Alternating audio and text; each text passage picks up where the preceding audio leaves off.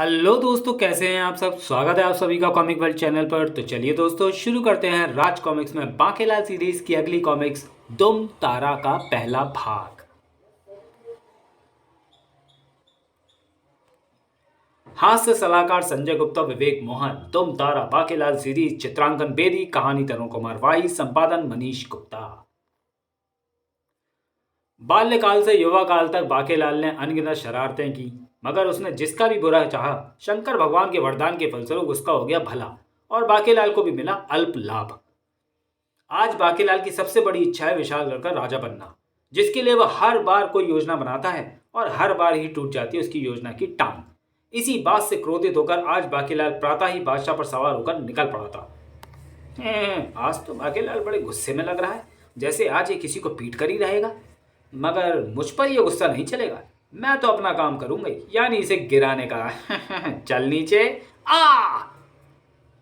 बांके जाकर गिरा वहीं तपस्यारत एक ऋषि पिटाचार्य के ठीक सामने। आ छपा। बांकेलाल ने अपना थूथड़ा ऊपर किया तो ऋषि पिटाचार्य को हंसी छूट गई, और हंसी भी बड़ी भयंकर।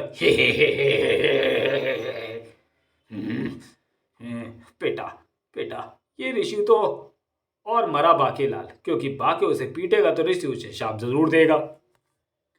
बांकेलाल पर जैसे दौड़ा पड़ गया और उसने आंखों से कीचड़ तक साफ नहीं की, बिना देखे ऋषि पर पिल गया। धूम धार धूम धार धूम। हे पीट और पीट बच्चा। हे यहां भी एक घुसा मार, यहां एक थप्पड़ मार। तब तक बांकेलाल की आंखों पर पड़ी कीचड़ पसीने के साथ नीचे बह गई थी, और सहसा ही बांके के रोंगटे भय से खड़े हो गए। अरे बाप रे, ये मैंने किसे पीट दिया? ऋषि को। अब ये मुझे शाप दिए बिना नहीं छोड़ेगा। अभी बांकेलाल वहां से भागने की सोच रहा था कि तो और नहीं पीटना चाहता तो कोई बात नहीं, मगर मैं तुझ पर बहुत प्रसन्न हुआ। बस क्या नाम है तेरा? बांकेलाल। बांकेलाल, मेरा नाम ऋषि पिटाचार्य है। बांकेलाल, ये दुनिया बड़ी स्वार्थी है, बताता हूं कैसे। कुछ दिनों पहले तक नगर के लोग मेरी 12 मास सेवा शुश्रूषा में लगे चिटे रहते थे। और मैं प्रसन्न होकर उन्हें वर दे देता था। पुत्रपति को। अरे तुम उठकर कहाँ चलती? अभी तो दूसरी टांग दबानी बाकी है। वर तो मिल गया, दूसरी टांग में घर जाकर अपने पति परमेश्वर की दबाऊंगी। एक दिन ये देखने के लिए कि लोग मेरे बारे में क्या सोचते हैं, मैं भी भक्त बनकर लोगों की भीड़ में जा बैठा। क्यों भैया, तुम यहाँ क्यों आए हो? सुना है ऋषि महाराज सेवा भाव से प्रसन्न होकर वर दे देते हैं। मैंने सोचा मैं भी उनकी एक आध टांग वांग दबाया हूं, वरना किसके पास समय धरा है सेवा का। मैंने तो अपने बाप की भी कभी सेवा नहीं की। भक्ति भाव से बैठे सभी लोगों के ऐसे विचार जानकर मैं क्रोध में भरकर खड़ा हो गया। ओह, तो ये है तुम्हारा असली रूप? अगर आज मैं वर उसे दूंगा जो मुझे खूब पीटेगा। मैंने सोचा कि शर्मिंदा होकर मुझसे अपनी भूल की क्षमा मांगेंगे, मगर लोगों ने तो बिना कुछ बोले ही सचमुच ही पीटना शुरू कर दिया। मारो, मारो। तब तो मैं क्रोध व दर्द से थर थर कांप ही उठा। उस दिन से मैं वन में आकर तपस्या में डूब गया, और तब से अपनी मूर्खता पर शुरू हुई मेरी हंसी आज तक नहीं रुकी है। आज के बाद जो मेरी सेवा करेगा उसे तो मैं दूंगा शाप, और जो बिना कारण पीटेगा उसे दूंगा वरदान, क्योंकि कम से कम उसकी पिटाई में स्वार्थ तो नहीं होगा। बांकेलाल, ले वरदान का जल पी ले। आज तू जो मांगेगा वो अगले 100 सालों में जरूर पूरा होगा। मैं तो विशालगढ़ का राजपाट ही मांगूंगा। वाह, आज पहली बार मेरा हृदय किसी ऋषि को देखकर प्रसन्न हुआ है। बांकेलाल ने अंजलि में भरा जल पिया, इसी के साथ जैसे उसके चक्षु भी तुरंत ही खुलते चले गए। बेटा बांकेलाल, ये ऋषि तो तेरे भी बड़े काम का है। अगर तू इसे मनुष्य मच्छर के पास ले जाए और वो करे इसकी सेवा, और ये दे दे उसे मेवा के स्थान पर शाम, तो शायद आज ही बन जाए तेरा भी बिगड़ा काम।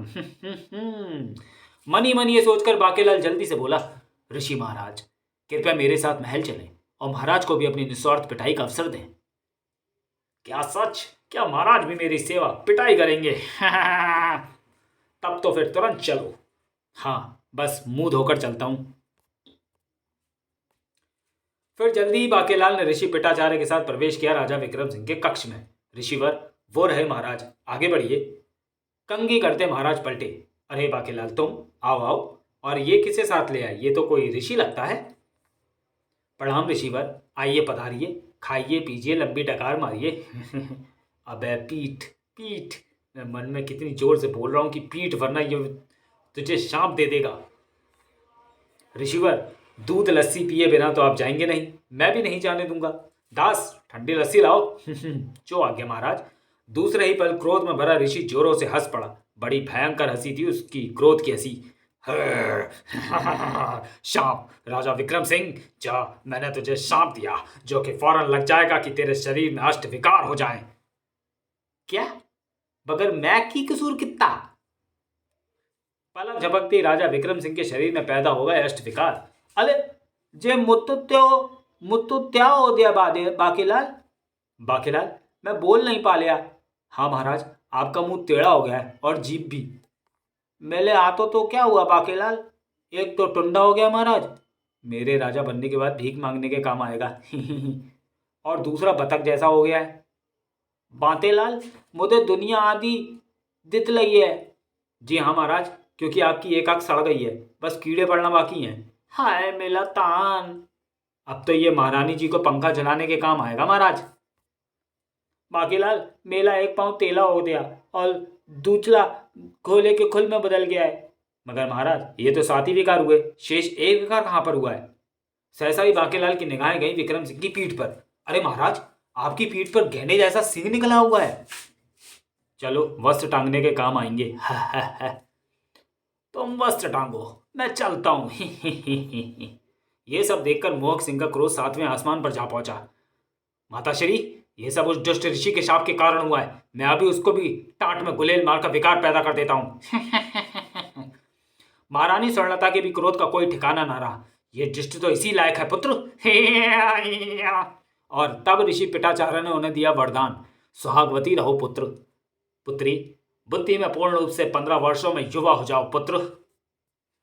स्वर्णलता के आश्चर्य का ठिकाना ना रहा। अरे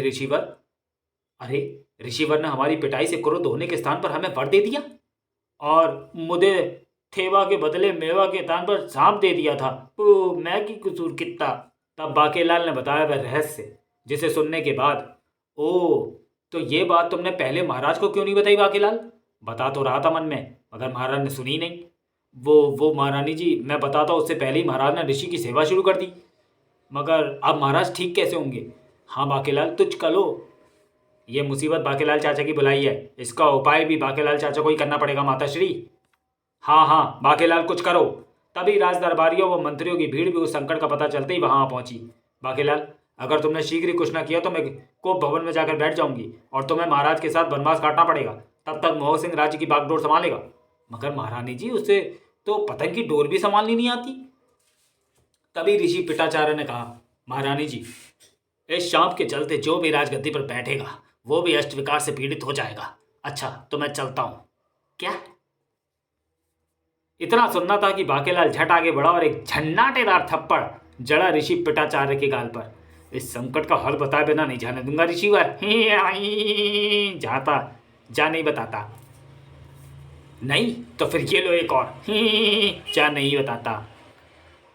नहीं तो फिर ये लो एक और। ताक। चल बता देता हूं। इस संकट का हल मिलेगा परी लोक में। बाकेलाल, परियों की तलाश में जाओ। परियों को मैं कहाँ ढूंढूंगा? मेरे जाने का कोई फायदा नहीं, परियां मुझे देखकर डर जाएंगी। ठीक है महारानी जी, मैं संकट को उपाय यानी परियों को ढूंढने जाता हूँ। हुड़ मेरा की होगा दस्सो। उसी समय विशालगढ़ के वन के ठीक ऊपर से गुजर रही थी 7 परियां। बादलों के बीच मौजूद ओस की बूंदों के सेवन से हमारी त्वचा इतनी सुंदर व कोमल बनी रहती है, मगर इस प्रक्रिया से पंखों को परिलोक में ही छोड़कर आना पड़ता है, क्योंकि ओस की बूंदों से पंख गीले होकर खराब हो जाते हैं। ओस की बूंदा का सेवन तो बहुत हो गया, अब हमें वापस लौटना चाहिए। लेकिन आज उन परियों की किस्मत में शायद वापस लौटना नहीं लिखा था। ओह, विशाल उकाब उड़न खटोले से टकरा गया। अंधे के रास्ते में देखकर कहीं चलते हैं क्या? इसकी नियंत्रण कल टूट गई है और उड़न खटोला अनियंत्रित होकर तीव्र गति के साथ नीचे गिर रहा है। मगर इससे पहले कि परियां संभल पाती, एक तेज आवाज व एक तेज चीख गूंज उठी। धाक! उस चीख को सुनकर परियां चौंक पड़ी। क्या तुमने भी किसी चीख का स्वर सुना था? हाँ, चीख तो आई थी, जैसे कोई हमारे उड़न खटोले के नीचे आकर दब गया हो। हाँ, मैं दब गया हूं। सभी परियों ने जैसे तैसे उड़न खटोले को उठाकर एक और किया और फिर ओह, ये तो कोई ऋषि हैं। सुना है पृथ्वी पर वास करने वाले ऋषि का क्रोध आ जाने पर भयंकर शाप देते हैं। इससे पहले कि ये ऋषि भी हमें कोई शाप दे दें, इसकी सेवा करके इसे प्रसन्न कर लो। तुरंत फुरत ही सभी परियां ऋषि पिटाचार्य की सेवा शुश्रूषा में जुट गईं।